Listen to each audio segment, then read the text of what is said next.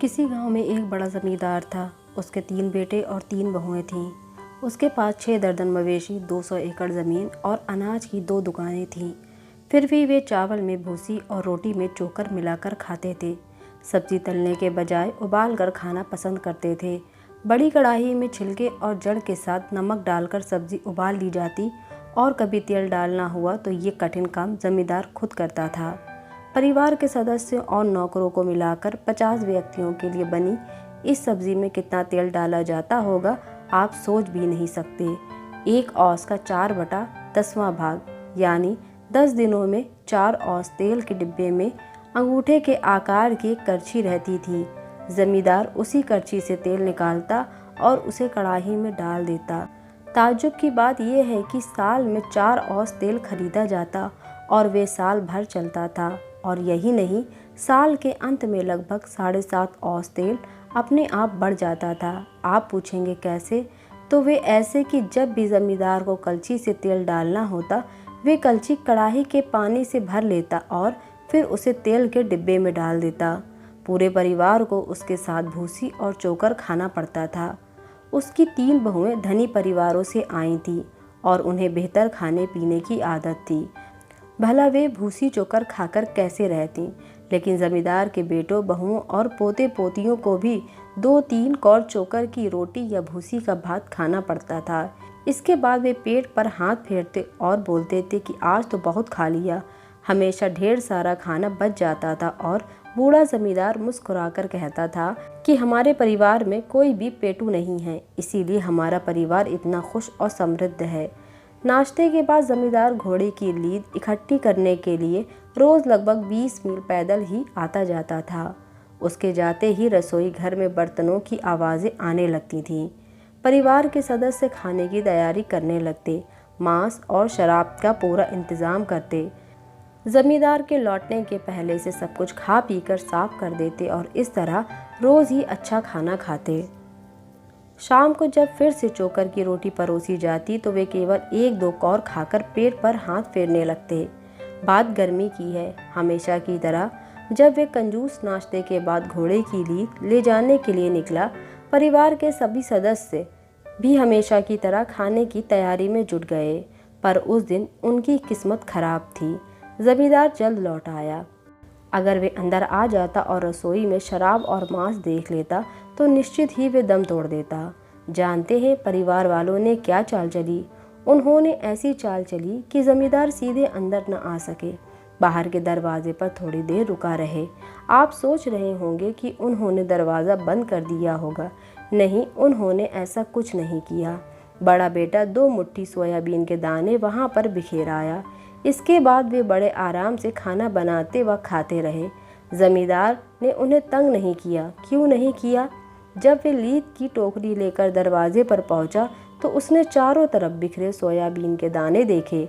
ये देखकर उसे झटका लगा। उसने मन ही मन सोचा कि ओह, क्या बर्बादी है, पता नहीं किस गधे ने ऐसा किया। परिवार वालों ने उसकी तरफ कोई ध्यान नहीं दिया। वे गालियां देता रहा, बड़बड़ाता रहा। एक एक करके उसने सारे दाने चुने।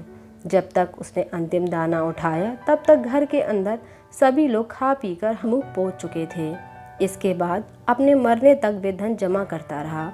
अपने अंतिम समय में उसे एक ही चिंता सता रही थी कि उसके मरने के बाद उसके बेटे उसके जमा धन को कैसे खर्च करेंगे। उसने तीनों बेटों को अपने पास बुलाया और सबसे बड़े बेटे से पूछा कि अब मेरे चलने का समय आ गया है, भला बताओ कि तुम मेरा अंतिम संस्कार कैसे करोगे। बड़े बेटे ने सोचा कि बाप ने ज़िंदगी भर पैसा कमाया और खर्च नहीं किया, ये तो कोई अच्छी बात ना हुई। अब वे धन उसे और उसके भाइयों को विरासत में मिलेगा। अतः पिता के मरने के बाद अंतिम संस्कार तो भव्य तरीके से होना ही चाहिए। उसने पिता से कहा, पिताजी आप चिंता ना करें, हम आपका अंतिम संस्कार भव्य तरीके से करेंगे। अपने पुत्र की बात सुनकर पिता ने कहा कि नहीं, भव्य तरीके से तुम्हारा क्या मतलब है, पहले ये बताओ। बेटे ने अपनी पूरी योजना बयान की कि हमने सब कुछ तय कर लिया है। हम सबसे अच्छी नानमू की लकड़ी से आपका ताबूत बनवाएंगे। अंतिम संस्कार में खर्च के लिए अनाज की दोनों दुकानें बेच देंगे। आपके ताबूत में सोने का बिछावन और झिलमिल पहले चांदी के तारों से कड़ी रजाई रखेंगे, साथ ही खर्च के लिए 7 सोने के सिक्के और पहनने के लिए 7 हीरे भी रखेंगे। 49 दिनों तक लगातार बौद्ध लामाओं, ताओवादी और पादरियों से धर्म ग्रंथ पढ़वाएंगे। 64 व्यक्ति मिलकर ताबूत उठाएंगे। इससे पहले कि बेटा और योजना बखाने, कंजूस पिता ने उसे रोक कर डांटते हुए कहा, तुम गधे ही रह गए, कैसी मूर्खों जैसी बातें कर रहे हो, क्या हम रुपयों से बड़े हैं? अनाज की दोनों दुकानों को बेचने से भी ऐसा भव्य अंतिम संस्कार नहीं हो सकता। नानमू का ताबूत मिट्टी के अंदर सड़ जाएगा। सोने के 7 सिक्कों और हीरों की कीमत जानते हो? क्या तुम परिवार को दिवालिया करना चाहते हो? भला क्या 49 दिनों तक सारे संबंधी हमारे घर पर रखोगे? मेरे खर्च पर उन्हें खिलाना मुझे बर्दाश्त ना होगा। तुम किसी लायक नहीं हो, पक्के गधे हो तुम।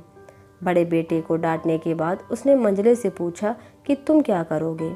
फिजूल खर्ची के कारण बड़े भाई को पड़ी डांट को ध्यान में रखकर मंझला बेटा बोला, आप चिंता ना करें, बड़े भाई तो औकात से ज़्यादा खर्च करना चाहते हैं। अभी हमारी भी ज़िंदगी पड़ी है। हम आपको साधारण लकड़ी के ताबूत में सोने के केवल 7 सिक्कों के साथ दफनाएंगे। उसमें हीरे नहीं रखेंगे। सोने के बिछावन और झिलमिल रूप पहले चांदी के तारों की रजाई की भी ज़रूरत नहीं है। 21 दिनों तक धर्म ग्रंथों का पाठ होगा, वे भी हर तीसरे महीने में।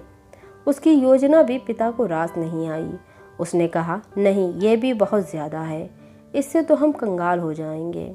फिर छोटे से पूछा, अच्छा छोटे, तुम बताओ, तुम क्या करोगे? छोटा लड़का चालाक था और अपने बाप के स्वभाव को जानता था। उसने सोचा कि पहले बाप का क्रोध कम करूं, फिर अंतिम संस्कार के बारे में कुछ कहना ठीक होगा। वे बोला, मैं आपसे 100% सहमत हूँ। मेरे भाई गलत सोच रहे हैं, वे इंतज़ाम करना नहीं चाहते। आपने कितनी मेहनत से पूरी ज़िंदगी में ये पैसा जमा किया और इसे ऐसे खर्च कर देना तो भारी बेवकूफ़ी होगी।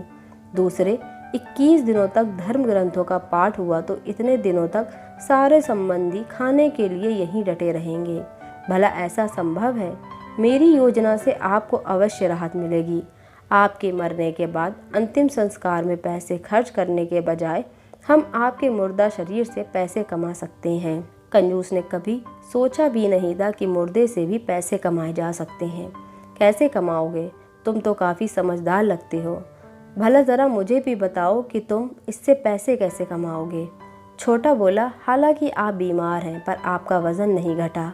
आपका वज़न अभी भी 50 किलो तो होगा ही। हम लोग बाज़ार से 1 किलो नमक और थोड़ी चीनी खरीदेंगे और आपको उसमें मिलाकर उबाल लेंगे। फिर सड़े गले मांस और अंतड़ी वगैरह निकाल देंगे। फिर आपके मांस को मोहल्ले में मांस के भाव बेच देंगे। 50 किलो मांस का तो अच्छा पैसा मिल जाएगा। इस तरह हम आपका अंतिम संस्कार भी कर देंगे और पैसा भी कमा लेंगे। आपको मेरी योजना कैसी लगी? बड़े भाइयों की तो डर के मारे हालत ख़राब हो गई थी, पर कंजूस बाप क्रोध करने के बजाय मुस्कुराने लगा। वे खुश होकर बोला, बहुत अच्छे, तुम बहुत समझदार हो।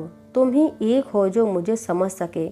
ऐसा ही करना, पर एक बात का ख्याल रखना, मांस अपने घर की दक्षिण की तरफ बेचना, उत्तर की तरफ तो भूल कर भी नहीं। अब छोटा लड़का चौंका। उसने जानना चाहा कि क्यों, उत्तर में क्यों नहीं। तब पिता ने इसका रहस्य बताया कि उत्तर के परिवार वाले उधार खरीदना चाहेंगे। अपने पिता की बात सुनकर तीनों बेटों को विश्वास हो गया कि हमारे कंजूस पिता ने सब कुछ पहले ही सोच लिया था।